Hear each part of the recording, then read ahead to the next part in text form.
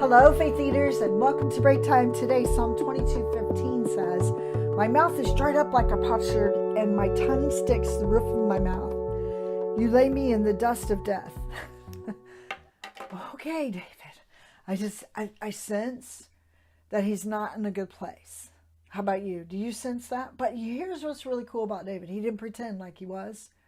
He didn't act like he was. And he certainly didn't put on a face like he was. He admitted it. He admitted it when he was in a dry place that he needed help. He admitted it when he felt dry inside, like, I need help. That's how he starts this series of, where are you, God? But he starts out by saying, I need your help.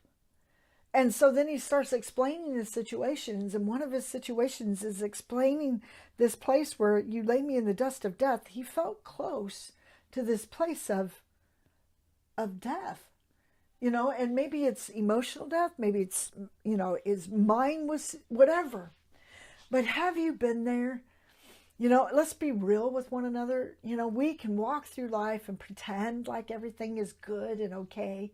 And man, we do such a good job at it. But when people ask you how you are, do you really answer them with the truth? And not everybody wants to hear the truth. You know what I'm asking. When somebody is sincere, that wants to walk with you in this journey called life, are you allowing them? Are you allowing them in your life? Are you so closed off and categorized and trying to keep everything in order so nobody can see the mess that's going on in the inside? But you know what? It's going to come out on the outside eventually. If we don't take care of this is what David was explaining, his mouth. These were all inward things that were happening to David. He was not in a good place. And so as a result of that, he was at least admitting it, and we've all been there. But what do we do when we get there? If we don't receive help, we're just going to pick it up and we're going to carry it with us to the next situation. Some of us try to change our circumstances. Sometimes that works.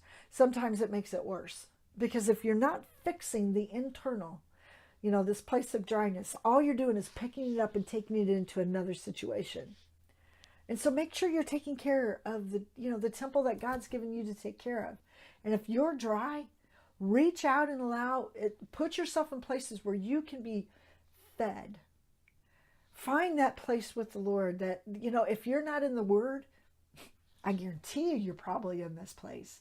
If you're not surrounded by people who are loving you and, have a church home, that people that are standing with you, if you're not praying, those are all wonderful things that God has given to us to fill these dry places back up. Avail yourself to the resources that God has given to you. And maybe for some of us, we have to stop going to the resources that God is saying, this is why you're dry. You keep going to the well that's dry. You, my friend, go to the well. Main Street would love to walk with you through prayer, or maybe you just need some one-on-one coaching. And you reach out, allow somebody in those moments with you.